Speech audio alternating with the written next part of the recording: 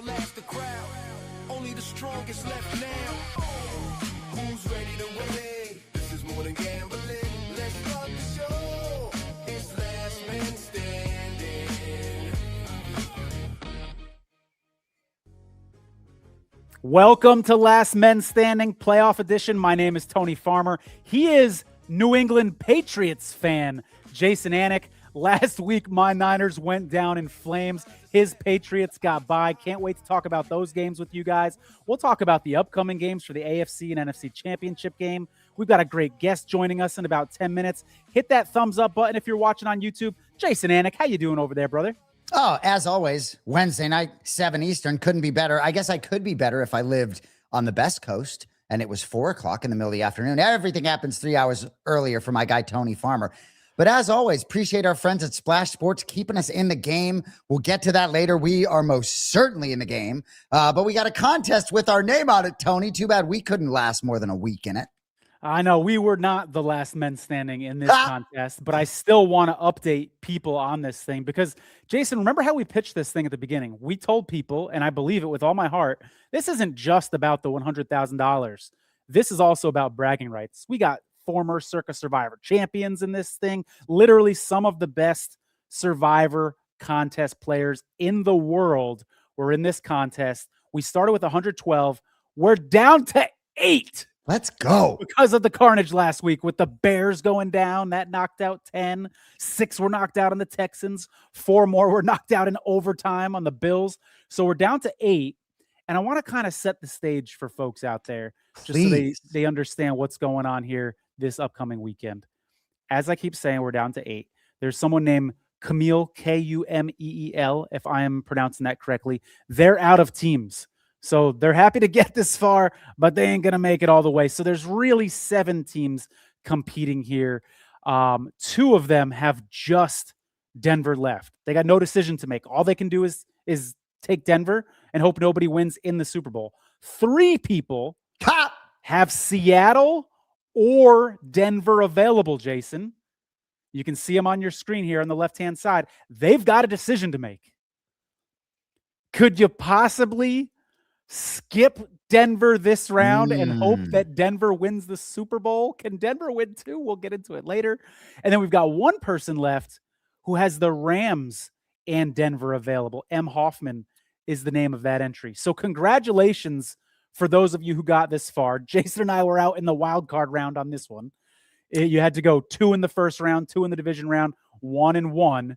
And now we're at that part of the contest where you got to go your first single entry. So really exciting, Jason, with 100,000 on the line. And even though it says 8, technically 7 people still alive in this thing right now. Right. And nobody with the New England Patriots available to them whatsoever.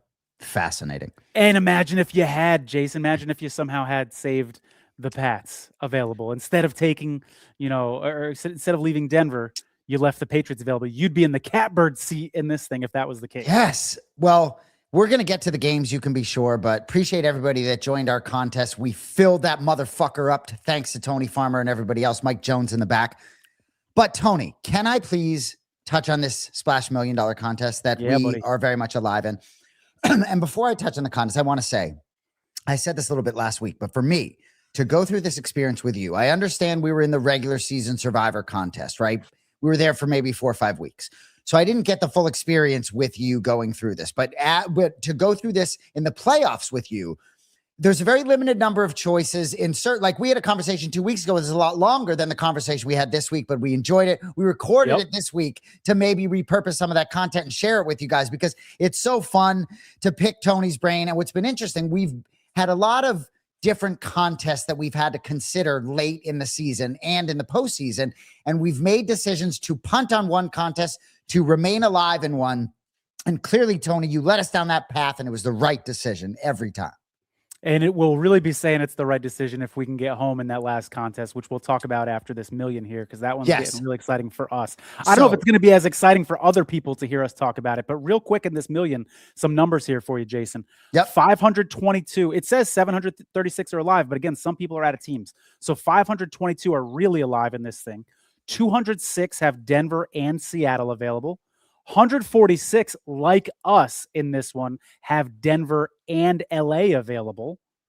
So our best case scenario in this one would be a Broncos-Rams Super Bowl. We've got 90 with the Patriots and Seattle available and 80 with the Patriots and Rams available. Jason, would you trade our entry for someone else's? Like, what combination of two teams would you prefer to have right now? I don't think it's going to involve Denver like we have. Well, it's such a fascinating question, especially to ask me at the outset of the show, because I know we're going to get to some of the predictive stuff a little bit later. But what I will say is, anyone who's watched the show, and we appreciate you, give us a follow at Last Men Pod, give us a like. Tony and I both like the Los Angeles Rams, for a long stretch during the season to be the champion, when the postseason began to be the champion. So if you're asking me today, any entry that has the Rams available is appealing to me. I know we're going to talk a lot about that Broncos-Patriots game. A lot of people almost treating it like it's a free square for New England. I'm a Patriots fan. Most certainly it is not a free square. So we're going to get to the games, but ultimately the entry that has the Rams available is pretty appealing to me. Yeah, and those Rams, Pats, I think would be the catbird seat right now. Not only because I like those two teams to be, in my opinion, the most likely Super Bowl matchup, but there's also the least amount of people that have that combination. So good point. Those people got to be feeling pretty good right now. The game theory in that one's going to be fascinating. And then real quick, this last contest that we alluded to before we get to our guest, this is the Splash 50K. I don't know if you guys remember this one or not. Real quick, Tony. Quick. We want to talk about this one all night because this is the one where we might be getting paid. It started, I believe, in week 15, Jason. It did. Double picks. It's to the point now where we're going single picks. And Jason and I are still alive, and there's 17 people left. It started with 1,112. $50,000 in the line. And like with these other contests, Jason, there's some people that are technically alive, but not really. And we're not one of those. If you ask me, there's only one other person in this contest that I would actually trade our entry with. This is where Jason and I sit in this one. We have available New England and Seattle. So Jason and I are going to have to make a big decision this week. Do we go New England and hope Seattle gets through so we can sweep this thing with Seattle potentially as a right now 3.5-point favorite on the hypothetical lines? Remember when we first started this contest, we talked about those hypothetical lines could be a big tool for you in these contests. Right now, the hypothetical lines are saying Seattle will be a 3.5-point favorite. So that's an option. Or, Jason, are you tempted to take Seattle in this spot? Because I don't think the other two people that will take Seattle. I say that because one of them has Seattle and the Rams available with New England. That's the one I said I wouldn't trade for. You got to think that person's going to go New England. So they have a guaranteed option in the NFC. So Seattle is a legitimate scoop scenario for us if we go Seattle and we take the whole 50,000. So we have a big decision to make. And that would mean the Patriots hoist Lombardi. Oh, could you imagine? Jason, are you kidding me with this conversation? What's more exciting? What's more exciting? The Patriots winning the Super Bowl and you winning $50,000 with me, or you rolling into the Super Bowl with a scenario, either the Patriots win or you get 2025, however it works out. Right. Meaning that I try to go to the Super Bowl and perhaps invest $5,000 in a ticket to the ball game. Cause I know if they lose, someone buying my ticket, right? Yep, absolutely. Oh, jeez. But yes, our entry here is fascinating. I think a lot of folks out there, Tony, like Seattle maybe more than we do if forced to pick the football game. Certainly we talk about coin flip games all the time. I know we're going to get to this. Yeah. We got a great guest in the back, so I'll let you take the reins. Absolutely. Let's go ahead and bring him in. You may know him on Twitter as I Hate Spreads. What a great handle name on Twitter for a guy who loves Survivor contests as much as we do. Welcome to the show, I Hate Spreads. How you doing, brother? Hey, appreciate you guys having me on. It's surreal just being here. I was watching your show at work, on the road, and now I'm here. It's kind of crazy now that I'm talking to you guys and we're talking about some awesome Survivor content coming up. All right, Tony, I'm taking it off the rails right away. Flat brim Red Sox hat. I mean, give me all a fucking that. Tony's a Red Sox fan. Tony's from New England, bounces all over the country now. I'm from New England. What's your story? Where are you from? Patriots are in it. Tell me you're a Patriots fan too. Oh yeah, of course, all Boston teams. I'm Oh, give me from all. Massachusetts, born and raised. I've lived a couple of different places, but I've been, the majority of my life is in Massachusetts. But I really can't say enough great things about Massachusetts and its culture, and obviously its sports teams. I've been told that I'm very spoiled. Obviously, you can tell because I'm about 26 years old, so I've really You've just already only seen great things with Boston sports. And obviously, we just had the Celtics back in 2024, and if you had told me after Tatum tore his Achilles and you asked me who's the next Boston team to make it to a championship, is it going to be the Bruins, Red Sox, Patriots, or the Celtics again? And my guess still would have been the Celtics. I would have thought, no way.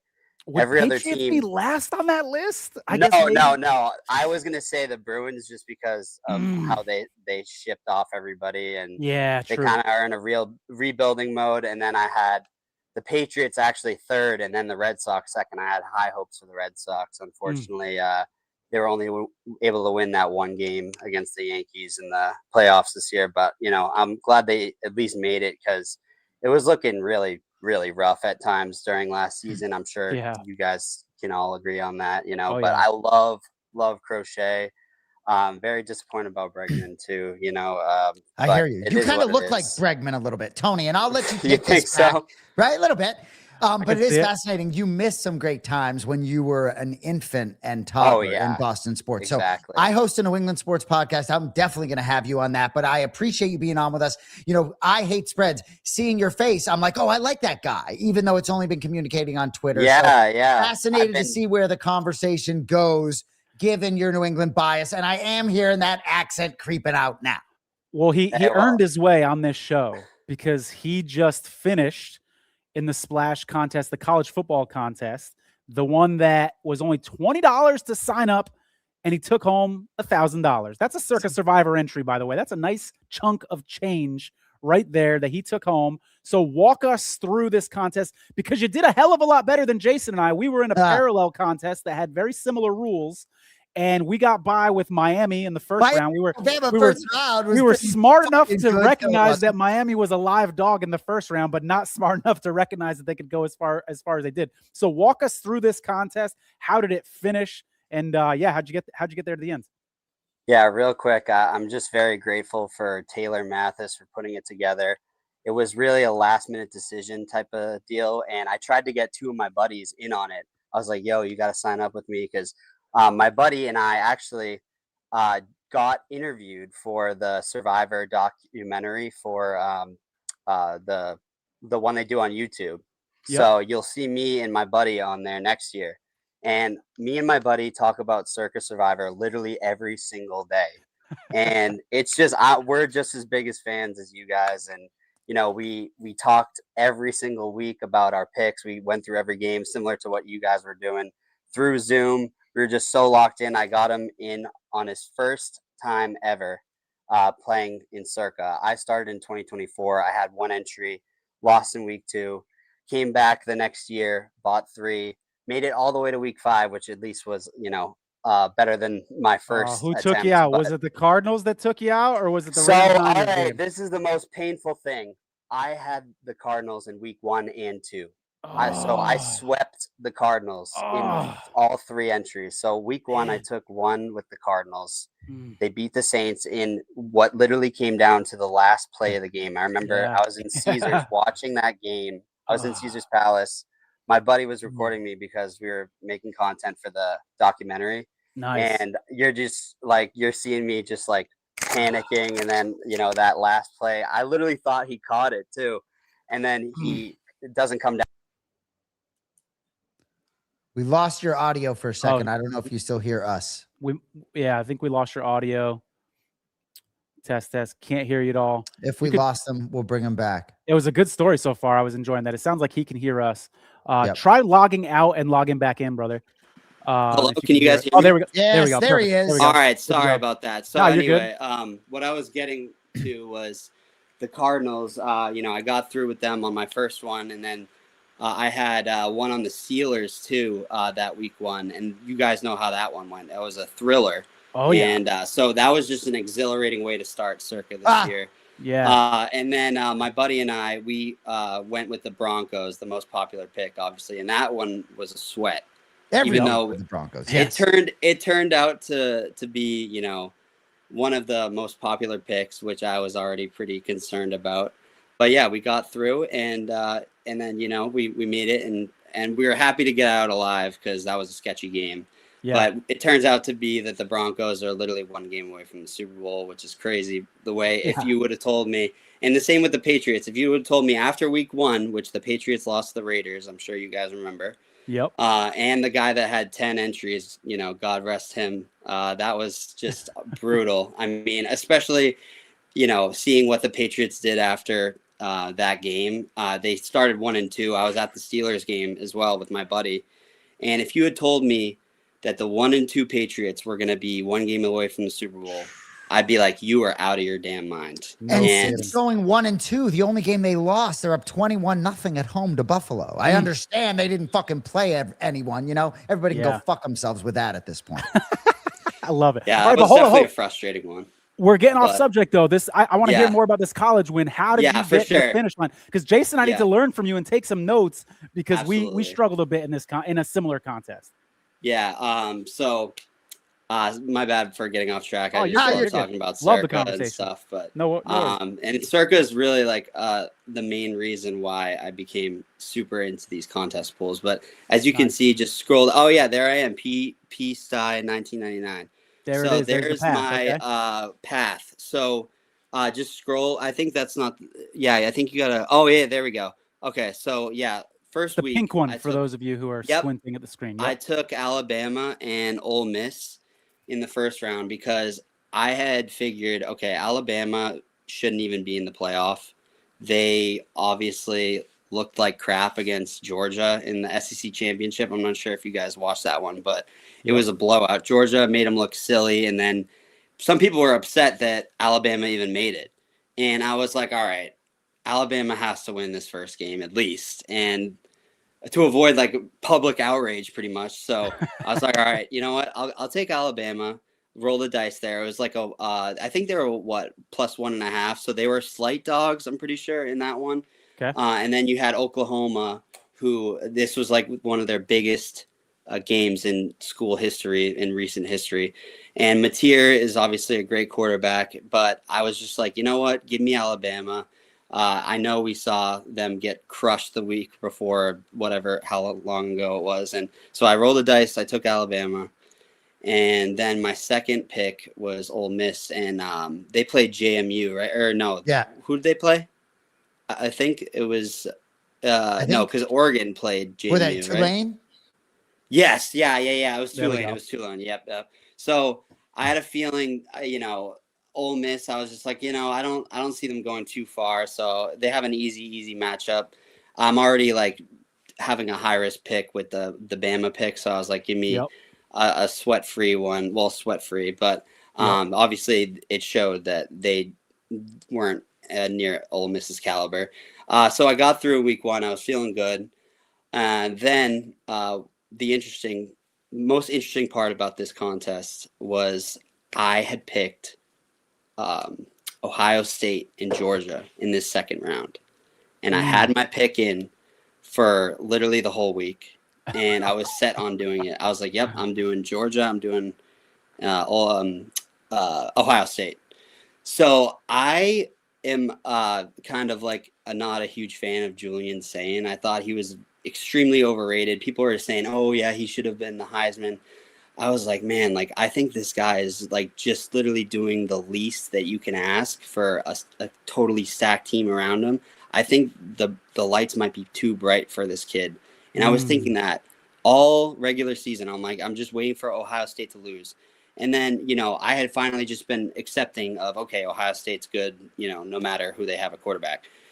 So I had rolled with Ohio State until the last minute of New Year's Eve. So I'm drinking beers with my friends and I'm just like, you know what? I had bet on Miami on the first week of the season when they played Notre Dame. That was one of the greatest games I've ever seen in college. And I wasn't a really huge college fan for most of my time because I had gone to UNH and they're not like a big college school, like football school whatsoever. So, FCS, nobody really cares about. And New England, more people care about the Patriots than Boston College or any college football team. And UMass is like one of the worst in the country. So I was never really a huge college football fan, but this year I really turned it up a notch, and I watched a lot this year compared to previous years. But, Indiana too, that was just such a huge, inspirational story. And I had a friend that went to Indiana too. So, it was just cool to see that happen. So, because I had known always it's it's like 5 schools that dominate, but now with the NIL and the changes that are made, it's like anybody can have a shot. But going back to the Miami and Ohio State, I wound up switching the pick because I was like, you know what?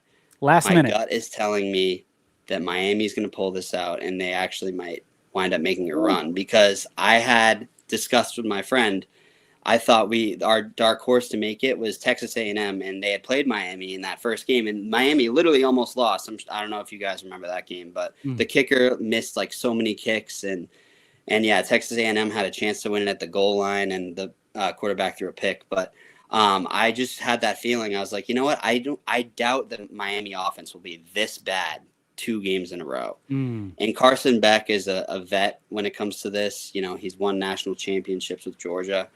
I was like, you know what? Give me Miami. So I switched it to Miami, and then I couldn't tell you what I thought about the Oregon in Texas Tech game, because I knew one of their linebackers was one of the best linebackers in the country, and I just thought Oregon I had originally picked as the Natty champion in my bracket pool. And but that was at the beginning, so I had figured that I'm gonna take Oregon here and just hope that they play Indiana and then Indiana wins, because that was the only team I had left since Georgia had lost to Ole Miss. Nobody else had any teams available for the Natty chip. So because of this, we finish, had right? Big Weird finish. Split. But hey, $20 off of, or $1,000 off of $20 is amazing, and it made the playoffs so exciting for me. And what's nice about it, I'm looking at this list, and it looks like you got 1 entry, and I see someone that finished with 4 entries and 3 entries. So you were up against some folks that had lots of entries, and you had a single bullet and made it all the way to the end. So to me, that makes it even more impressive. So nice work. Yeah, I appreciate it. I mean, going back, like I said, I told my friends, I was like, you guys should really follow me on this, and they're like, no, we're good. It's a $20 entry. They didn't want. Come on, it's $20. Yeah, I know. That's what I was telling you. They could have tailed you and split this with you. Exactly, and it would have only affected maybe $50. If one of my friends out of the 2 joined, I did the math, it would have been $953 a person. So that's still they're gonna listen a to you great next payday. Yeah, and quickly, exactly. In terms of Splash Sports, that's the thing. There's all sorts of different markets, different dollar values, right? And our contest for our show was $1,000, maybe steep, but we entered one that's for $1 million. It's 150. So there's contest there for everybody, and you're taking home $1,000. Gets you plenty of entries in plenty of Splash contests moving forward too. Absolutely. Yeah, no, Splash is awesome. I had only recently found out about it because of some people on Twitter, or X, whatever you call it now. I just call it Twitter. But yeah, Splash is such an awesome platform. I love how there's so many contests, and you can make your own so easily. So instead of just manually, if you want to do a bracket pool or a survivor pool with friends, it's just so easy to set up a contest, which I find really, really awesome. For sure. They're going to have a big Super Bowl squares contest as well, so keep an eye out for that. Thank you so much for coming on the show, man. It was great talking with you. Great hearing your kind of thought process that got you to the finish line. I'm sure we'll be competing with you in the future, in contests in the future. So perhaps we'll see you again on the show, man. Appreciate it. Love the Red Sox hat, and good luck with your Patriots in the Super Bowl, man. Well, hopefully in the Super Bowl. Get in the Super Bowl. Thank you, guys. Yeah, we'll see if they take care of business against Denver first. So I just find it a little scary that Denver is 4-0 against the Pats in the playoffs, and I would have thought that the line would have been like at least -7 or 7.5 or something like that. I don't know. The -5.5 kind of makes me nervous. I feel like I was expecting like a -400 money line. You know, what I Brady mean? and Belichick's record there, though, doesn't matter to me. Everybody wants to talk about what New England's done there, right? It's completely different teams and Yeah. circumstances. So that's the one thing that actually yeah, doesn't for sure. matter to me. There are a lot of tangible things that do matter to me, right? I give you one thing. Jarrett Stidham probably has a decent idea what Mike Vrabel might throw at him, right? He's gone up against the Patriots defense, very comfortable with that side. That can work both ways. So I have a lot of thoughts on that game. You're the fucking man, though. Appreciate you. I appreciate you guys having me on. It was a blast talking Survivor, and I could go on about Circa for hours, you know, because I've had some crazy stories, and I can't wait until I'm back in, and I plan on having at least 10 entries for this year. So I'm going balls to the wall for that one. All right, we'll keep in touch online, brother, and on the Discord channel as well. Take care, man. Yes, sir. Yeah, thank you guys so much again. Appreciate you. All right, take care. Thank you, brother. I Hate Spreads. Great hearing his insight. Congratulations to him making it all the way in that college football contest. Yeah, great conversation, Jason. Yeah, and Tony, you know, I found myself saying, oh, you know, the Patriots are 0-3 at Denver in the postseason. I understand Denver's a tough place to play, right? But I found myself saying, how much does that really matter to me? And so when he brought it up, I had to present the other side because I'm not so sure that matters to me. Other things do. Oh, Tony, did we exhaust all our bullets on our conversation on the Splash 50K? I think so. I mean, you know, we could talk about that all day because it's fun to talk about, but I think the audience would appreciate us moving on from that. Yes, well, we will circle back. Yeah, we'll circle back to that at the end if you'll indulge me. Yeah, of course.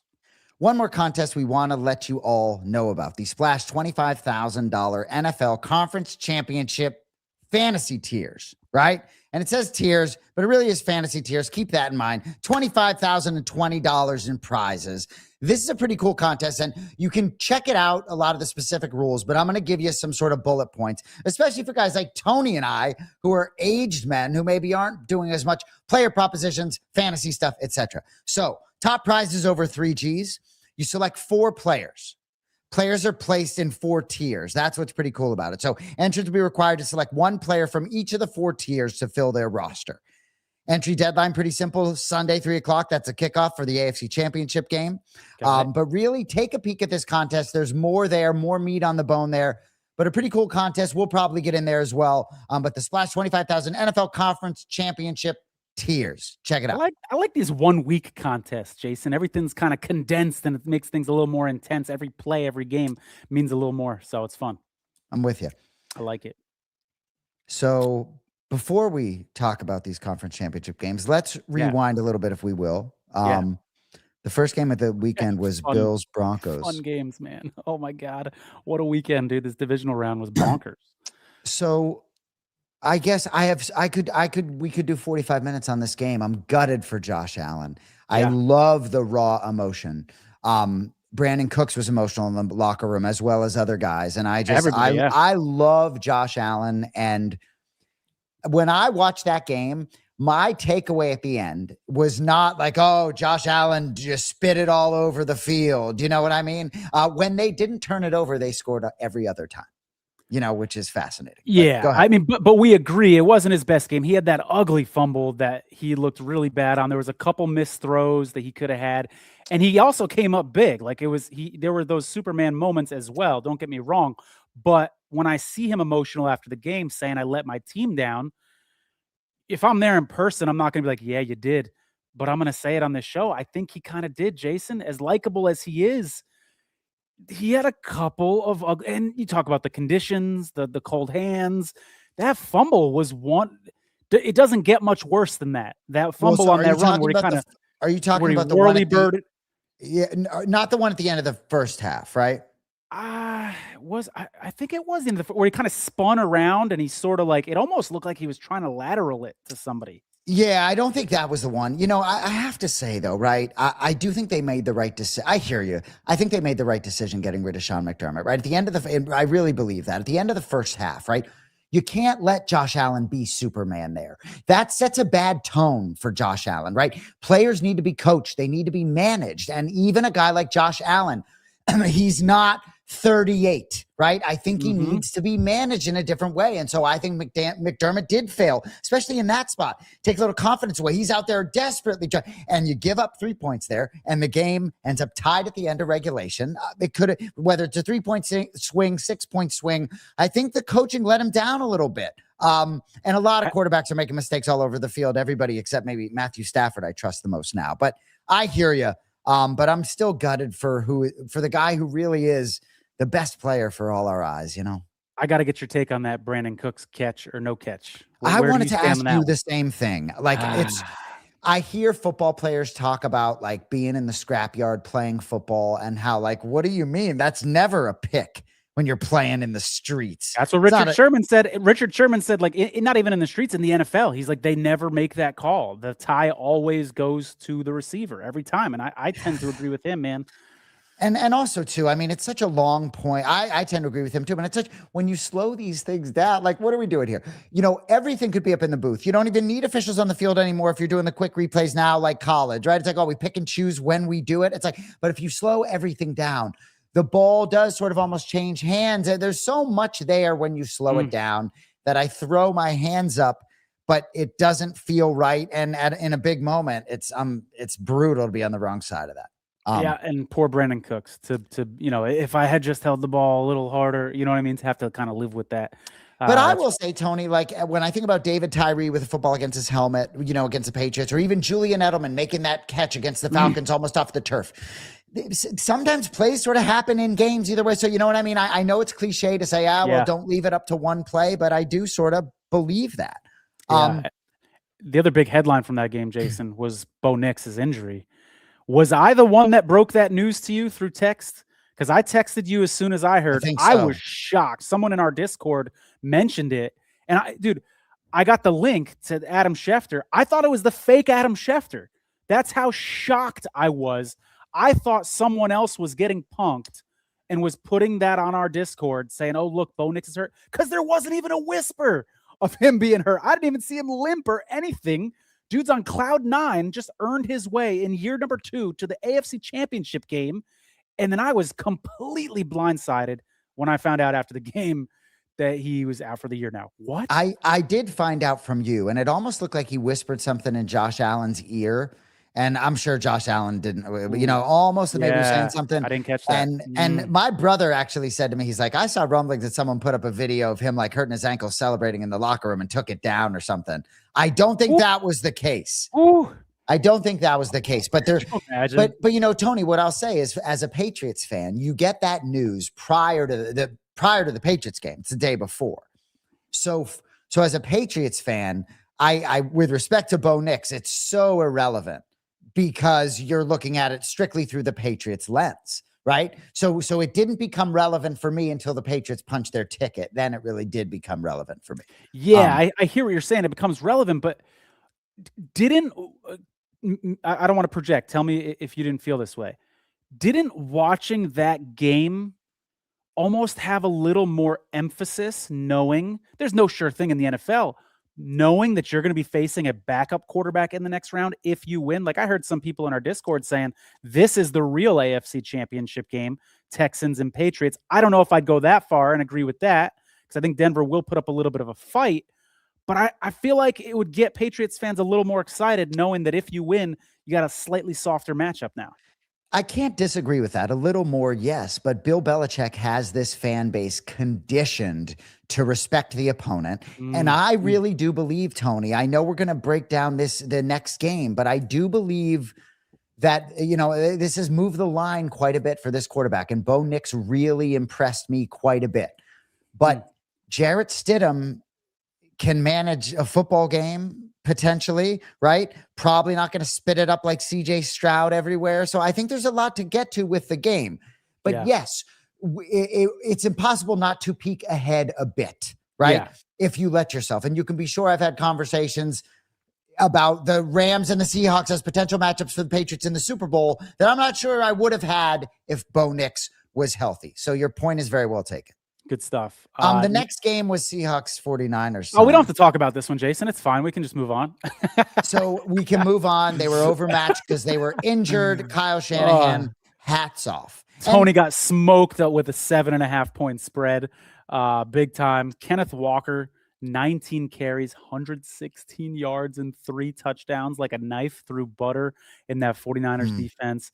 I mean, it was an ass kicking from the first play of the game, Jason. I'm watching it.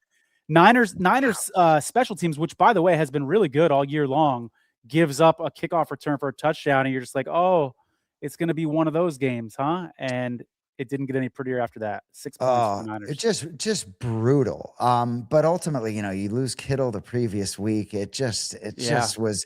And they had guys getting injured in that game. Not that I'm not making an excuse. It wouldn't have made a difference because it was an ass kicking, but just demoralizing to see, oh, now your number 2 tight end goes down. Christian McCaffrey gets banged up and has to sit out a couple drives in this game. You're just like, the sky's falling. It can't get any worse. But, the story is certainly the Seahawks, and Charbonnet is out. And I think that is significant. But Kenneth Walker, I read a lot about what he's doing, like with his diet, nutrition, and he was banged up a lot, didn't get that 5th-year guarantee, played all 18 games this year. So in an odd way, even though I think that Charbonnet is a big loss, Kenneth Walker, you could argue, is primed. So, to be that guy.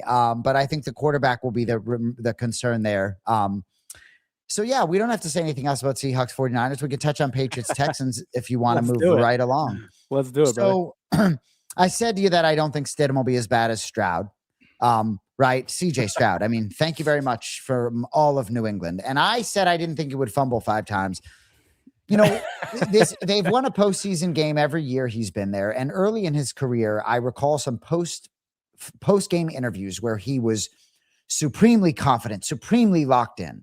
And I said this on an earlier show this week. He seems locked out to me, literally. That game was fascinating. I know Drake May made a ton of mistakes, and that's a big piece of this too. But thank you, CJ Stroud. But in Drake May, Tony, fumbled 6 times so far this postseason, right? Lost 3 of them. Has fumbled 14 times since the beginning of the regular season. Only lost 6 of them. And that matters because you don't notice them as much if they're not lost. That swung the game. If Will Campbell doesn't recover that fumble inside the Patriots' own 5, game swings. That game was much tighter than the final score.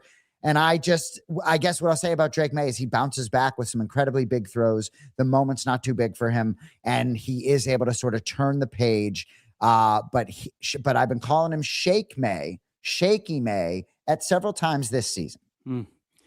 Do you I want to ask you, how much concern for the Patriots offensive line and those Drake May fumbles do you carry over into this next game? Or can part of you say, you know what, it was the field conditions? You had a rookie who, by the way, has played incredible all season long, but going up against one of the best defensive ends, let's cut him a little slack on that. How much concern from that aspect of the game do you carry over into the next one? It's a really good question. And Will Campbell missed a lot of time with a knee injury, and I don't think he fully has his legs under him. And we know his arms are short, right? Everyone will talk about it. So he doesn't have his legs under him. He's got short arms. No. But Jared Wilson, who's his rookie from Georgia right next to him, is probably going to move over to center next year. But they're young there. But I would almost flip the question back to you and say, you got the Chargers defensive front, which is no joke, followed by the Texans. Broncos isn't far behind. I think 14 sacks clear of any other team in the NFL as the leader this season. So I would turn it back on you. I think Denver presents similar types of problems with that front. I just think the Patriots are going to have to be better, and Drake May's going to have to be better. It's a good point, Jason. And if you want to grade Denver's defensive front a little behind the Texans, which I would agree with, I would also have to remind our audience that this game is on the road, and an offensive line, it's a big advantage to being at home. It's huge. Michael Lombardi, who I always love to listen to, former GM, he used to be on VSiN all the time. He always had the saying, bad offensive lines don't travel.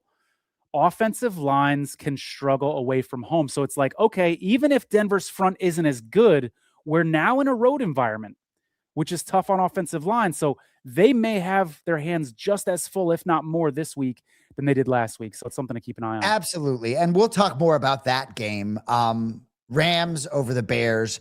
I'm glad the better team emerged victorious, right? And Matthew Stafford to me is so trustworthy, such a most valuable player to me, even though I think maybe Drake May earned it if I really look at the some of the statistics, but the fumbles, I don't know, are a factor, but I trust the Yeah. Rams so much. And I'm glad they ended up winning this game despite that insane throw out of Caleb. And They everything. deserve to win. I mean, 3 turnovers to none. They deserve to Yep. win. That would have been rough if they had lost with 0 a good turnovers, point. even though Caleb Williams threw 3 interceptions. By the way, Caleb, who was very, very safe with the ball and did not throw a lot of interceptions during the regular season, kind of like your point about Drake May. Didn't fumble a lot during the regular season, then all of a sudden crazy stuff happens in the playoffs. But how about, I got to call out that 4th down pass from Caleb Williams. If the Bears do go on to win that game and say win the Super Bowl, that becomes one of the most iconic throws in NFL history, Jason. People are going to forget about it because they lost that game. But that was, I'm getting goosebumps just talking about it, and I'm not even a Bears guy. That play was incredible. You thought the play was dead. It was an all-out blitz. He just chucks it up to the corner of the end zone, and the pass wasn't even like contested very much either. Unbelievable. One of the best throws I've ever seen. I think there was a little bit of a component of luck to it. Obviously, he's got that 45-yard cannon in his tank. I think similar to the throw the previous week against the Packers, though, I put something on the defense for not getting in his shirt, as my dad would say, and leaving that guy open when you got 2 defenders nearby. No disrespect. But the guy that caught the football, Cole Kmet, had some interesting comments this week because you hear Ben Johnson and Caleb Williams talking about the future and how happy they are. And I promise you, if the Patriots lose this weekend or had they lost last weekend, I don't know if you'd be hearing a lot of talk yet about how happy they are with how far they came and how great a year it was. And Cole Kmet said it's really tough to fucking get back there. See the Washington Commanders and Jaden Daniels, the quarterback taken second between Drake May and Caleb Williams, who was in the Final Four last year. Let's see where it goes. So it's hard to get back there. That division is tough, as Kmet said. So I think that was a really interesting takeaway because no matter how things seem to be so great for the Bears, the division and the conference are ruthless. Yeah, absolutely. And I got 2 other points I want to bring up about this game. Please. One is minor, but this is a pet peeve of mine when you've got a situation with the Rams. They got the thicker kicker, right? This rookie kicker, and he made the game-winning kick, okay? So what I'm about to say is moot. But it drives me nuts that it was 2nd and 3rd down, and Stafford in that situation is chucking bombs. I'm sitting here on my couch. I'm like, just run the ball. Just get another 3 yards. You got a rookie kicker. If that rookie kicker had missed that kick, you were going to feel like such a bonehead. What are they doing chucking bombs in that situation? Jason, you're already in somewhat comfortable field goal range on the road with a rookie kicker. Get me 3 or 4 more yards to make that kick a little easier. That drives me nuts, man. I totally agree. It happens so often, and I'm glad you brought it up. I have to do this quickly because you brought up a kicker. No one's ever going to talk about how fucking clutch Matt Prater was for the Buffalo Bills in Denver because of the yes, exactly. Right. Yeah. In a stadium where he has the record kick of 64 yards and he's old and he's had a good year and he's bounced around, but he has that clutch gene and you want that as a kicker. Adam Vinatieri is similar, doesn't have a lot of length, but you don't remember different things like Chris Boswell. You won't remember the missed extra point because that Ravens rookie, for his name's escaping me, missed, right? So I guess Matt Prater put some respect on his name because that was impressive to tie the game at 30 with a bomb right down the pipe. Like, I know it's thin air, but he's got some ice in those veins. Yeah, it's funny, Jason, when we're handicapping these games, and we're going to be doing it later, rarely do you and I or any handicappers or any sports shows out there actually talk about the kickers in these games. But so often they're the ones that end up deciding the game. So maybe we should talk about the kickers a little more often and show them some love. It's a great point. And you look at the Patriots score there, 28-16. We're all dying to see what Borregales does in a big moment. Hasn't had a spot yet in the playoffs, right? Yep. So that's, going to be on the road in a different environment, where it's tougher to catch your breath, if you will. I mean, it's crazy. All right, Jason, how are you feeling? It's the Super Bowl.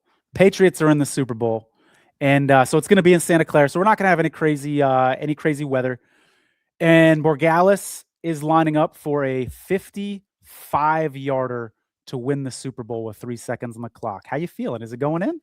I feel better about a 55-yarder than a 48-yarder for the kid. Really? Right? Oh, wow. Okay. Does that make sense to you? In this era of these long kickers, give him one to fucking drill instead of one that he has to place kick, if you will. Yeah. And I'll take his chances to fucking hit a little 5-yard draw off the right upright. I like it. All right. You know, our friends with Race Oracle have been with us all years, and we've tied it to the Broncos. And I guess we could still tie it to the Denver Broncos here once again. One more time, a word from our friends at Race Oracle. Attention racing fans. If you want an edge at the track, you need Race Oracle. This subscription service uses advanced AI modeling built on over 200,000 historical races, crunching hundreds of data points from weather and track conditions to jockey history and speed ratings. Race Oracle gives you proprietary win percentages, Kelly betting strategies, and live odds tracking, covering every race in North America plus the UK and Ireland, so you can bet around the clock with confidence.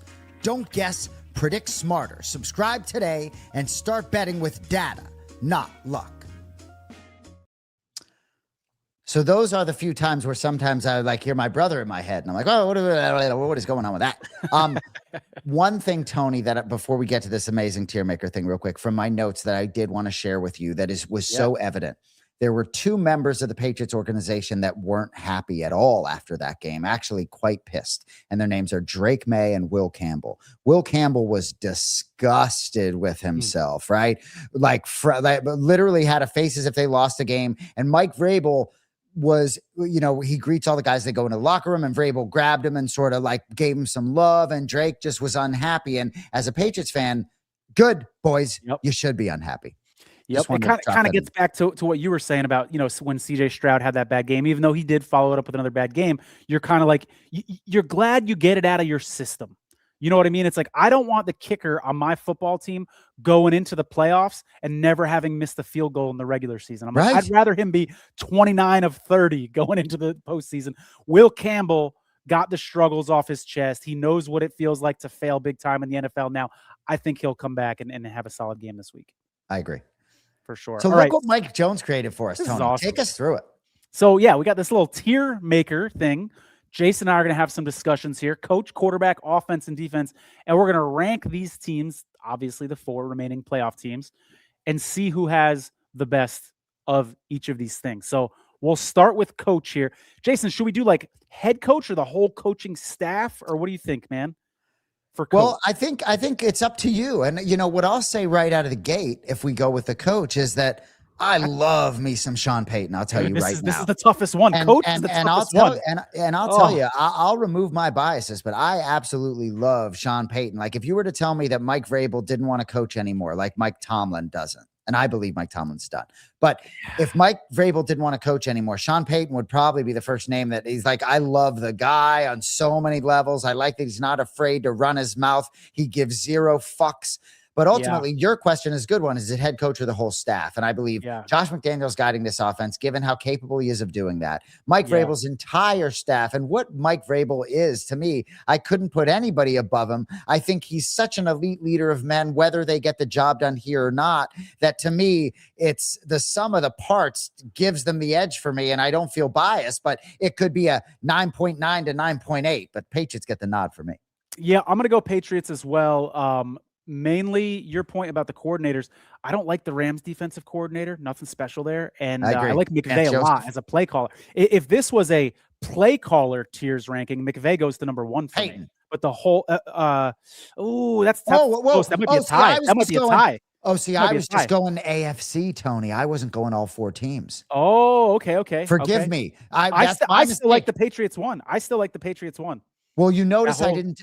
Yeah, I didn't talk about the NFC coaches. That may be my mistake. You're good. Well, what would you do knowing all 4? I still go New England 1 because of your point with, the coordinators the Patriots have. You got Vrabel, who's arguably the coach of the year. And I like Vrabel's in-game stuff. I like he calls timeouts at the right time, etc. The motivation factor. I like Vrabel there too. You and I both love Mike McDonald, and he deserves to right? I mean, I adore Mike McDonald, but I think he has to go on this list because the rest are so good. Well, and so for me, right, that it's so interesting. I don't even know why I was breaking to the AFC. That's my mistake, but it is a fascinating question because these really are. If we were ranking coaches in the NFL, all 4 of these could be in the top 5, and that's a really interesting thing that is maybe a byproduct of doing this exercise is that you got some, none of these teams are going to be ill prepared on Sunday. So we like this. Patriots 1, Broncos 2, Rams 3 with McVay, and then McDonald 4. Again, it sucks to put McDonald 4, but the competition's tough. But I think that's a good 1 through 4. You comfy with that? Yeah, I am. Okay. All right. Quarterback. I think we got to go Stafford here. Do you want to make a case for May as number 1? Okay. 100%. So Stafford goes number 1. And I can't go Darnold 2. I think we got to go May second. Patriots number 2. Yeah, I mean, I think Drake May flirted with the bronze medal here, given his postseason performances, but he did ultimately come back and make throws. And some of his best throws in that game, like Stephon Diggs, had an Stephon Diggs is incredible. He's made difficult catch after difficult catch, catches everything. And the throw to Kayshon Boutte. I mean, really, it's not a cliche. Drake May putting it somewhere where he can catch it, no one else can. So Drake May has earned that number 2 spot despite the last 2 weeks. And Jason, if Bo Nix was healthy, I'd put the Broncos 3. But because he's not, I'm going to go Sam Darnold and the Seahawks 3 here with the quarterback slot. Yep, and then this is great. Leaves Stidham 4th. No disrespect to him. He just don't have the experience. Certainly doesn't have the playoff experience that these other guys have, minus May. So I think that's a nice, fair 1 through 4. Okay. Yep. Offense. Taking into consideration the Stidham injury, I'm going to go backwards here just because it's easier for my head right now. I'm going to go Broncos 4, although I don't know if Mike's able to start at 4. So, but that's where I would put Broncos. All right. I can tell you right now, you put the quarterbacks in order in the same order the offenses works for me. Yeah. Let's see it. Let's see what that looks like. Okay. Rams. I think I would consider putting Seattle in front of the Patriots, but not necessarily, right? Sam Darnold wasn't great down the stretch. Zach Charbonnet not being there may be the final needle mover. Yep. Yeah. Rams got to be 1 with those receivers, man. Puka and Devontae. I wouldn't be surprised to see Devontae Adams just fucking go off in the NFC Championship game or in the Super Bowl. People kind of forget about him. He's on the latter half of his career. People forget about him, but I've seen him very motivated. I've seen him make some incredible catches down the stretch here, even though he's not putting up like his old numbers like he used to. Anyways, yeah, I'm gonna go. I like this. I think that's a good setup there. Seattle or Denver for defense? I think I'm gonna go Seattle. But you could make a case for Denver here, I suppose. And isn't it funny? Just no respect on the Patriots' name once again. If they win the Super Bowl, they could go down as one of the all-time great defenses. Like, too bad we can't put the Texans on the list. I'm being facetious. I'm with you. I think Seattle, for me, that unit, maybe, in all the posts. I mean, that unit against the Rams offense, like, give me some popcorn. So fun. It's hard for me to put Denver up there with Seattle. I just don't think they've been as a Patriots fan, I don't fear them quite as much as the Texans. And I don't know if I fear them quite as much as the Chargers. I think the Chargers were very underrated, especially defensive backfield. Well, not as much as defensive backfield, but that front was a fucking problem. So I'm with you on Seattle. And I don't care if you want to put Denver in front of the Patriots, as long as the Patriots win on Sunday, Tony. But you think that's pretty close, the Patriots and Denver? As of right, I do, Tony. I do. Yeah. I mean, this Patriots defense, we talk so much about the offenses, and so much of it has been about Drake May. And there's been a lot of blowouts for the Patriots this season, but this defense has been absolutely incredible. And at what point do we just blame Justin Herbert and blame CJ Stroud and don't put any credit, on guys making plays, and Milton Williams being the biggest free agent acquisition? Did you hear Milton Williams when they asked him about Stidham? No. Inject Milton Williams into my veins. They asked him about Stidham, and he's like, no, I don't know anything about him. We'll watch the film. He's like, but they picked Bo over him. So right, just like that. I like it. They picked over, just real matter of fact. I maybe didn't do him justice, but they're confident, and at all 3 levels they can play. Maybe the linebacking core is vulnerable, but I got a lot of confidence in that defense. When you start to think about it from that standpoint going into Denver, it's like, all right, well, we know Drake May's shaky, but we know that defense can keep them in the game. right? And Yeah. there's a reason why they're covering spreads and winning by double digits, because defense is bailing them out. So, but I put I Denver like your point. I like your point about how well the Patriots have played in these last 2 playoff games. Because I know you don't like to hear this, but what's the knock been all season long about the Patriots? Their schedule. Well, now their defense is looking good and beating quarterbacks up on 2 playoff teams. So stop talking to me about the schedule. I think you could make a case. How about we call it a tie? Denver, New England tie. and Right there. Yeah, and I think it's interesting because the Patriots in the red zone have been awful this season, right? They had some good moments in the last game, but they've been, I think, one of the worst teams in the NFL in terms of opponents entering the red zone and finishing the drives with touchdowns. And that's probably why I have them lower than Denver here. And also, they do have an inability to get to the quarterback at times without sending extra players, and the best thing about the Patriots defense is you don't know what they're doing, whether it's man, whether it's zone, switching it up, not giving the quarterback different things to look at, but they've brought a lot more pressure in the postseason than in the regular season. It'll be interesting to see how that plays out on Sunday with Stiddy, as they used to call him in New England. Absolutely. And Jason, I got a question for you. And if I'm being too cheesy or corny, you let me know.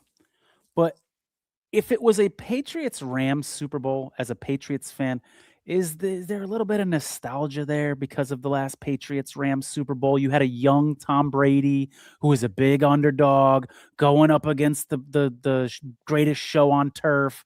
And then it happens again. You got the young quarterback again, maybe the start of another Patriots dynasty. Do you allow your head to start playing those games?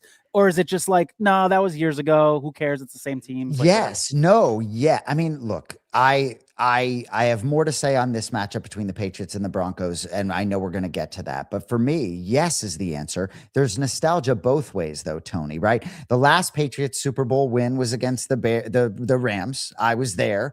They won 13-3. Kind of boring game, but not for those of us that were rooting for the Patriots. And you obviously talk about Brady's first Super Bowl. But for me, Tony, the nostalgia that I think about is the Seattle Seahawks Super Bowl, because that is the one for me as a Patriots fan that sticks out more than any, Tony, because that was number 4 and that broke the 10-year fucking drought where they were the best team in the NFL for 10 years with no rings. And, they're about to rush the ball into the end zone. And, it says, Malcolm, go, right? And Malcolm Butler comes off the sideline, and Russell Wilson will never get any heat for throwing that interception. But that game, that's one of the most special championships in my mind. Yeah. And for me, Tony, the Rams offense, that matchup against the Patriots defense, that scares me much more than the Patriots defense against Sam Darnold, right? Despite maybe like in the Patriots offense a little bit more, against the Rams defense than I would Seattle defense, but we're getting way ahead of ourselves. Yeah. Great fucking tier maker. But I think we need to talk about the Patriots Broncos game. Yeah, man. Let's get into it, dude. No real weather concerns. It's going to be cold, 28 degrees, 6-mile-per-hour winds. Nothing to worry about there. 7% chance of precipitation. I just put out on our Twitter a little while ago because I wanted to research this before the show. Sean Payton is 2-1 ATS and straight up against Vrabel as a head coach. Those matchups all were, Saints versus Titans matchups back in the day. Patriots injuries in this one to be aware of. Mac Hollins, who has 46 catches on the season, hasn't played since week 16. Saw that he wasn't going to practice today. Carlton Davis, limited. He had a concussion last week. Feels like these concussions are like 50-50, whether these guys are going to get through the protocol in the playoffs. But that's notable because he is Pro Football Focus's 35th best overall cornerback. He would be a big loss if they were to lose him in this game. Obviously, the Bo Nix injury is the big injury in this game. We got Jarrett Stidham starting at quarterback, but J.K. Dobbins might be back in this game, Jason. Yeah. He hasn't played since November 6th, but he's still the team's leading rusher because of all the yards that he stacked before he was out. They just opened his practice window, and typically you don't play right after they open your practice window when you've been out for an injury like this. You typically play maybe the second weekend after it, but it's the playoffs and their lives are on the line. So you may see J.K. Dobbins. And then the other injury that people are not talking about, and they should be, is Luke Wattenberg. He is the Broncos center who also hasn't played since week 16. Pro Football Focus's 9th best center. We'll see if he plays in this game. That's a name to keep an eye on. And then one more, Pat Bryant, wide receiver for the Broncos. He went out in last week's game. I actually didn't see if he was at practice or not, but keep an eye on him. He's got like 30 catches or something on the season, but what he does is he really opens up that Broncos offense because he can be a little bit of a deep threat. So he is a big name, even though he doesn't have prolific numbers this year. Your thoughts on this game, brother? So quickly, in terms of the injuries, Mac Hollins, I love Mac Hollins, and he feels like the cherry on top, right? And it makes me excited at the possibility if the Patriots are able to advance that maybe he could be available in the Super Bowl. But I think he's a little bit of a luxury, and I don't think he's going to play. That him not practicing today is indicative perhaps of that. I do think Carlton Davis being a limited practice participant is indicative. There's a good chance he does play. Yep. And that's significant. Couple picks last week, although a bad PI.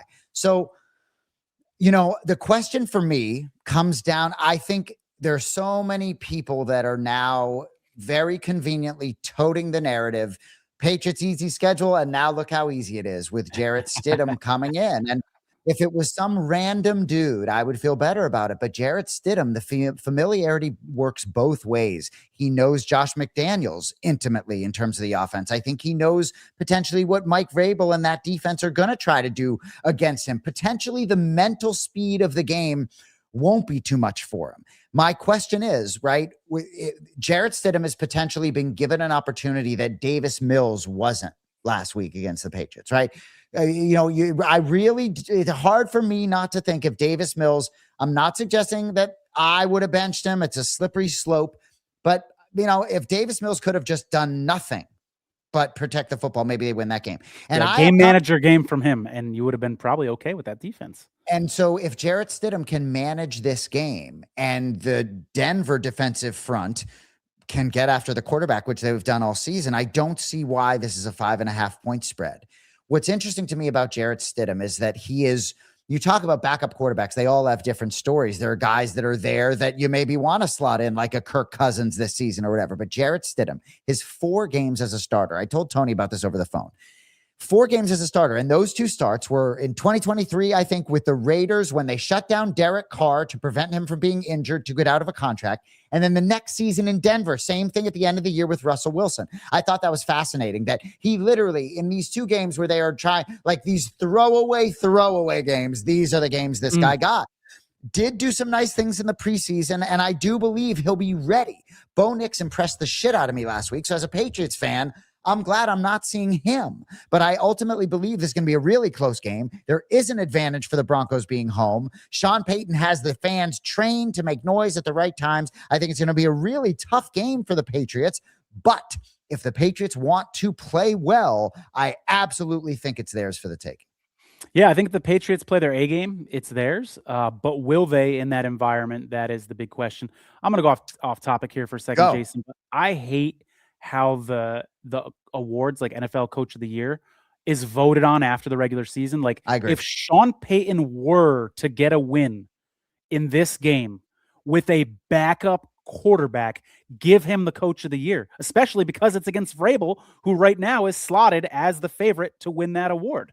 Like, it's a shame that, and the same thing, if Kyle Shanahan had rolled through the playoffs with George Kittle hurt and still got to the Super Bowl, give him the Coach of the Year. Why do we have to vote on it so that you guys can have your fancy awards banquet the Thursday before the Super Bowl? It's stupid, man. It's stupid. I agree with you. And to some extent, to the victor go the spoils. I understand you have a Super Bowl MVP, right? But interestingly enough, I believe the MVP flipped hands similar to how it did a couple years ago around Christmas with Brock Purdy and Lamar Jackson, where I do believe Drake May sort of earned it. And, in week 18 this year, Matt Stafford's padding his stats while Drake May's up 40-3 doing nothing, right? So, but if the award went into the postseason, Matthew Stafford to me is so clearly the most valuable player right now. Yeah. And I'll get into that when we talk about that game, whereas Drake May, some of this shakiness, right? He doesn't look like the MVP to me. Yeah, and I guess it is unfair to a guy that doesn't make the postseason, right? Like a Coach of the Year is probably going to be a postseason team. So you're right. Award in particular, like an offensive player of the year, right? Like let's say it had been like Pickens on Dallas or something like that. Like that's not fair that, Jackson Smith and Jigba gets 3 playoff games to pad his stats, etc. I get it. But for coach of the year, man, let's just move that up a little bit or push that back a little bit.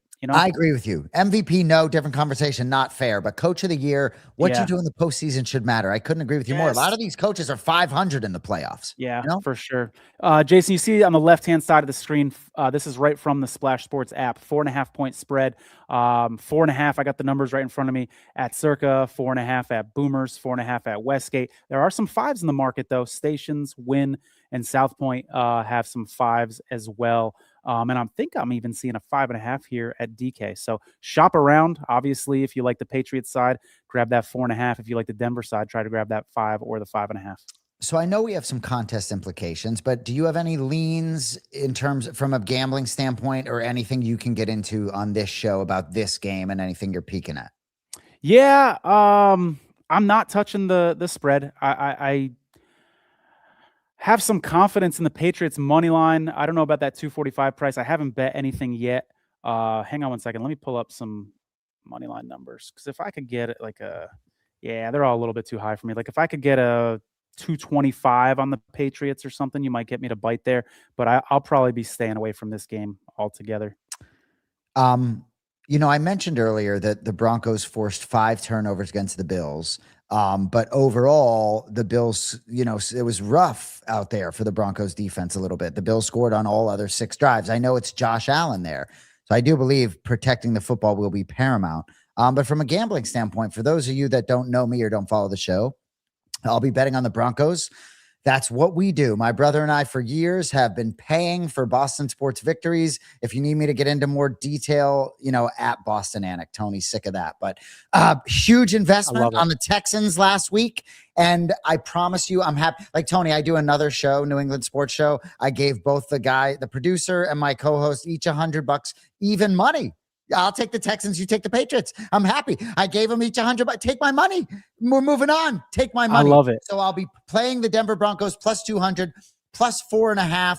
But you can be sure that if the Patriots win, they'll fucking cover the spread. I'm not going to get paid, but that's what we do. Let's get you that middle. Let's get you that middle. Let's get a Patriots advance to the Super Bowl and you win your plus 4.5. But Jason, here's the thing. We're going to talk at the end of the show about what we're going to do with our entries. But I mean, depending on how that goes, right? Like if we end up taking the Patriots in that 50K contest, you're going to have like Patriots fandom and a massive contest. You might have to increase the size of your hedge in order to make it, balance out your emotions there. You know what I'm saying? Well, right. And we did have them in the million last week, right?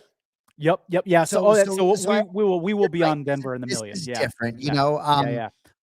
This isn't a New England sports show, but sort of trying to live in the moment as a New England Patriots fan, the potential of realizing a championship, right? Where, or even getting there. I think that's going to be a tall ask, but I think I would be confident in the Patriots either way in this game. But this league is funky. You know me well enough to know that I feel that way. So the quarterback shakeup for me as a Patriots fan, that causes me to be alarmed a little bit because of the funkiness of this league, even though it sounds like, because nobody knows how Jarrett Stidham's going to form. He probably has the best idea, but everyone talks till they're blue in the face. Sean Payton, one of the first moves he made was bringing in this guy, and Vrabel alluded to the fact that the Patriots tried to get him, and the Broncos, I think, extended Stidham as the backup quarterback. Jason, I love full circle moments. And for those of you who were watching our show before week 1, Jason and I did several episodes from Circa where we were talking about, week 1 implications. And one of the offseason storylines was Bo Nix looking so bad in practice. And it turned out that that's kind of moot because Bo Nix had a solid season. But one of the notes that I remember talking to you about before week 1 was there were a couple insiders, the Broncos reporters, who were saying that Jarrett Stidham looked better than Bo Nix in practice. Now, take that with a grain of salt. Some guys aren't practice quarterbacks. I remember Jeff Garcia back in the day. Everybody would say he was the most terrible quarterback in practice, and then you put him in the game and he was just better, and maybe Bo Nix is one of those guys. Or maybe Stidham is a guy that looks good in practice, but will crumble under the pressure of the postseason. Who knows? All I know is that there was a vocal minority group of people who said Jarrett Stidham looked better in practice all summer long. Not one practice, Jason. All summer long looked better than Bo Nix. And that just gives me a little something to chew on. Yep. And his main opportunity with the Patriots was in 2020. And I think he was throwing interceptions all day in camp and ultimately lost the job to Cam Newton. So I think that was it was a very small window of opportunity for him, but he's been around a lot of big moments probably and has been around a lot of winning culture. And you can be sure that Sean Payton is smart enough to have been preparing him all along for the potential with his quarterback that runs and is a little, sneaky sometimes. So we'll see. And I wonder if this quarterback injury, Jason, I'm not saying the Broncos are glad Bo Nix got hurt. I'm not saying the Broncos are better off that Bo Nix got hurt. But is there a little silver lining? Doesn't this kind of take a little pressure off Denver as that number 1 seed that people are now not expecting you to win? So if you're Sean Payton, maybe you throw a couple trick plays in there. When we see those desperate teams that during the regular season that have only won 2 games, they can go for it on 4th down a little more. They're kind of playing with house money. Do we see the Broncos play a different type of game because they are now a 4.5-point dog? Yeah, that's a great question. And I think certainly you can set Stidham up for success to call some of the best 4th down plays you have in your book on 2nd and 4 to sort of light him up, perhaps. I think it's a really interesting point. But in terms of not having the pressure, it's so difficult to win in this league that I do believe, obviously that's the one position you really don't want to get an injury. But I believe to a man, these guys, you make it this far, you got some 23-year-old kid who doesn't have facial hair yet, and Drake May, and his left tackle just turned 23 too. You don't think they can win with whoever's under center, someone who they know and breaking bread and flying around the country with. So I think that there's pressure because it's hard to get back there, as Cole Kmet would say. Absolutely, absolutely. Good stuff there. All right, let's move on here to the NFC side. And we're going in chronological order. For those of you who don't know, that Patriots game is going to take place first on Sunday. And then in the later window, we've got the Rams and the Seahawks, division rivals. They've obviously played twice earlier this season. They split those games. Those were 2 very, very, very close games, Jason. The second one was in overtime. If you remember, Seattle went for 2 in overtime in order to win that game. Matt Stafford in that game, Jason, you ready for this? 29 of 49, 457 yards, 3 touchdowns, and 0 interceptions. It's a revenge game for Cooper Kupp. It's a Sam Darnold redemption game. Remember, when he was a member of the Vikings, this Rams defense sacked him 9 times and had the infamous Sam Darnold game where he got rattled and looked absolutely terrible in the playoffs against this same defense with a lot of same faces on that defense. For what it's worth, Sean McVay is 2-2 straight up, 3-1 against Mike Macdonald as head coaches the last 2 years. McVay did face Mike Macdonald when Macdonald was the defensive coordinator for the Ravens. Noteworthy because those guys are both play callers.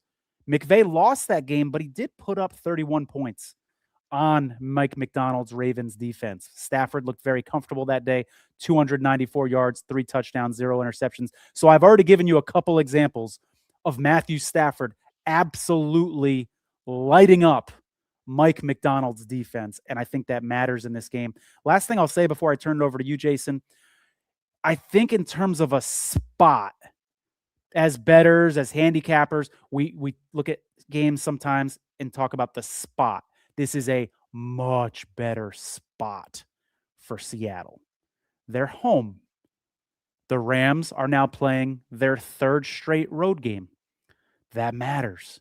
You end the season in LA, you go to Carolina, you go back to LA, you go travel back out, travel back in. Now you got to travel up the coast to Seattle. That matters. The Rams are coming off of an overtime game. Seattle got to rest a couple guys, didn't they? Because they were in a blowout with the 49ers. So in terms of the spot, I like Seattle's spot a lot better. In terms of the matchup, I like the Rams a lot better. And the last thing I'll say about this, sorry, I'm long-winded here. You mentioned earlier in the show, Sam Darnold didn't look that great. I couldn't agree more. His numbers were not bad last week, 12 of 17, 124 yards. He didn't have a completion more than 21 yards down the field. I don't know with that oblique injury if he felt comfortable throwing the ball deep. And I saw him get hit and kind of limping might be a little too strong of a word, but he was walking kind of gingerly. I don't think Sam Darnold's healthy. And man, Matthew Stafford versus Sam Darnold is a big mismatch, but we could also talk for hours about the Seattle defense and how much better it is in the Rams defense. So what are your thoughts on this one, man? I like what you said about the spot for Seattle, and I probably like everything else about the Rams other than that. You took a lot of stuff from my notes from that 38-37 game. But what I will say is I think the Rams outplayed them that day. Stafford was magical. And I've been riding the Rams all year in my head, and you have a little bit. So Tom Brady had a very incredible quote recently where he said, at 25, I was good. At 35, I was great. And at 45, I was a master of the sport. And I believe Matthew Stafford, who will turn 38 on Super Bowl Sunday, is getting to that stage where some of these guys, like Aaron Rodgers, needs to be mobile. Stafford, not as much. He's more in that Brady, where I think Stafford could play for a long time. I know he gets banged up, but he's tough as fuck. And so for a guy like that, I think he is maybe, I don't know what the prime is for an NFL kicker, for an MMA fighter, but for a quarterback, I think Matthew Stafford could very well be at the absolute peak of his prime at 37, 38. Why not? He's in great physical condition. So to me, that goes a long way. And that matchup to me, if you just look at the quarterback position, and we can talk all we want about the game Seattle won 38-37, where the Rams outplayed them, rewind to week 11 at the Rams, where the Rams win by 2. A lot of people think Seattle outplayed them. The reason they lost, 4 interceptions for Sam Darnold. I don't trust Darnold, and you're right. He isn't healthy. If he had to do stuff, I'm not sure he does. And the Rams defense, I like them in big spots. So ultimately, I like the Rams here. Hard for me not to look at that plus number. I know it's a Survivor show. I know we're going to have implications there. But I think we both believed in the Rams no matter how tough the path was going to be. And if I'm McVay, I have no problem. We went to Chicago, maybe not going to be as cold as Seattle, but we don't give a fuck. We go there all the time. And McDonald likes the road games better anyway. Yeah, very true.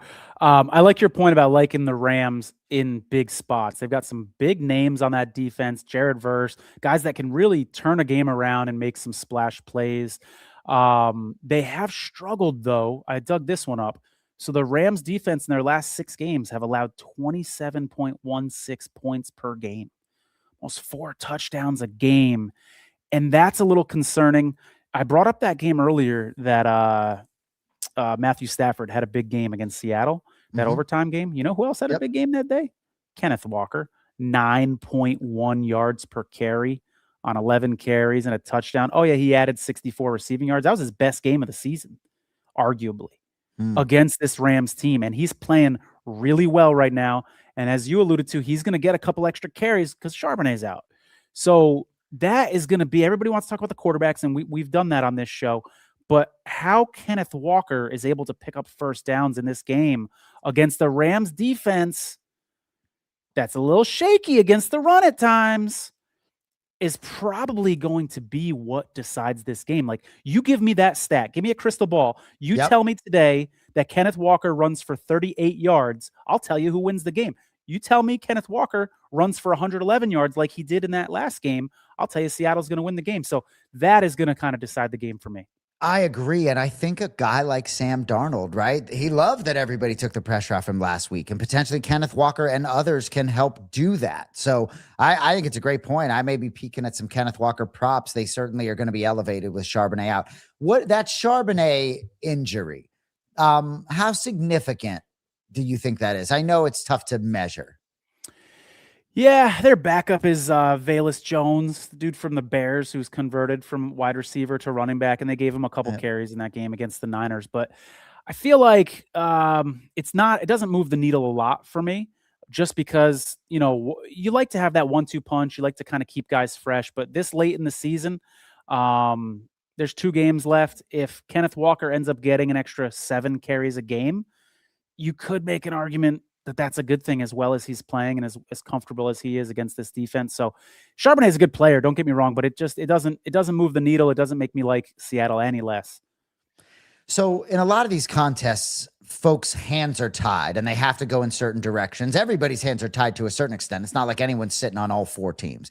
So as we sort of move the conversation forward a little bit, yeah, just fascinated to see where you want to take the conversation. I feel as though our decisions are pretty straightforward. I'm very open-minded.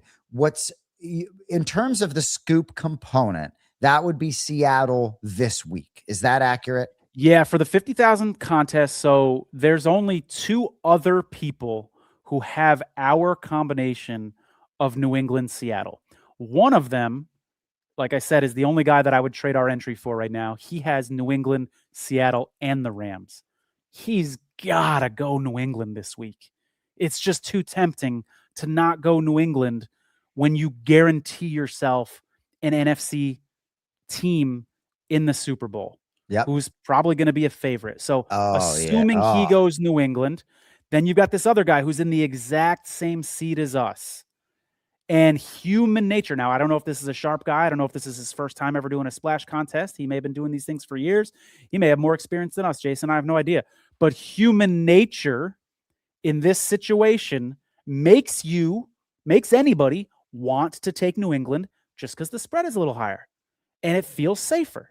So if I had to guess, I'd say he's going to go New England. So if we end up having a New England-Seattle Super Bowl, which is our goal and our hope, and they go New England-Seattle, and we go Seattle-New England, we will be in a position during the Super Bowl where if New England wins the Super Bowl, we win the whole thing. It's hilarious. And if Seattle wins, we get nothing. So it's riskier.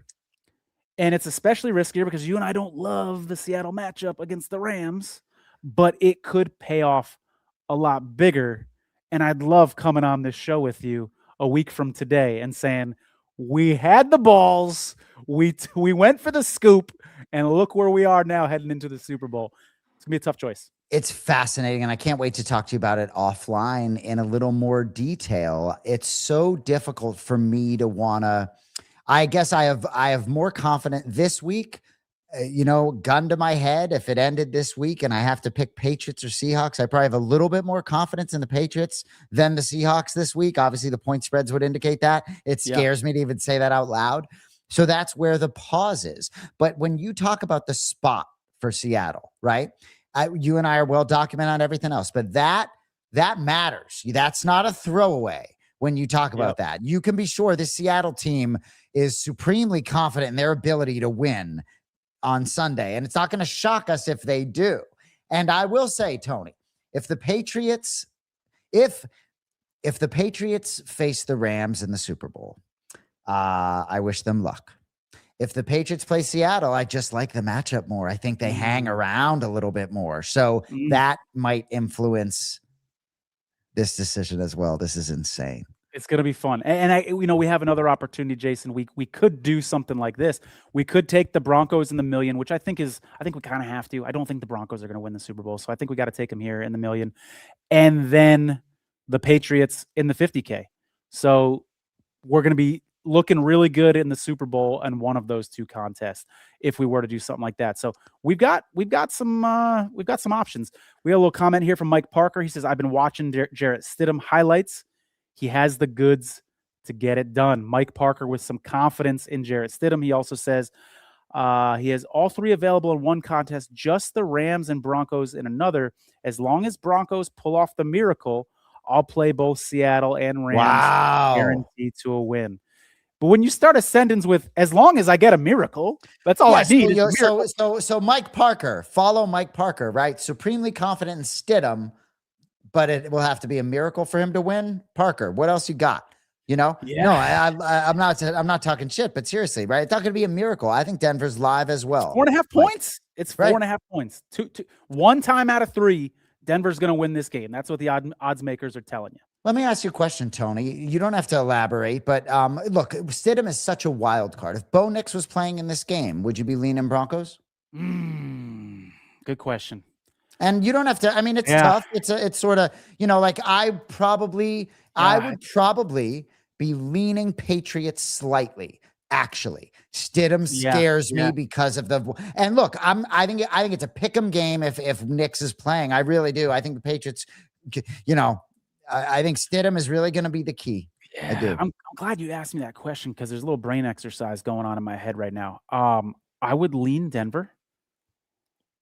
And I also don't think Jarrett Stidham is 4.5 points worse than Bo Nix. Right. So I just talked myself into a Denver Broncos plus 4.5 number. Now that I played that game in my head. I like Denver plus 4.5 now. And I like Matt Stafford, if he had been facing some of the pressure that Drake May was, I don't think he would have spit the ball all over the football field. And that to me is valuable. And that's if Drake May wants to protect the football the way the running backs are, and Mike Vrabel had a great quote. And I just want to share this with you real quick.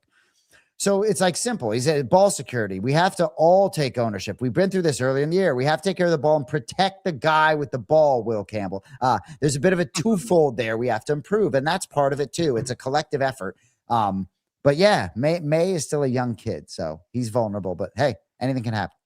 Jason, I'm so excited for you, man, going into this championship round of the playoffs with some Splash Sports contest implications, 2 of them, 2 big ones, man. It's pretty exciting. I'm excited for both of us. I'm excited for the show. It would be pretty cool to come on here in a couple weeks and say we scooped this 50 or we split, we got 25 with another guy, like whatever. It'd be pretty cool. So fingers crossed. Go Seattle, go New England. We'll tell you next week where we landed for sure. Until next time, this was a lot of fun, Jason. We'll see you guys Wednesday, 7 o'clock. The following week, we're going to be bringing you a show on Friday for the Super Bowl. We'll see you then, but Wednesday next week. Hit that thumbs up button. We appreciate you guys.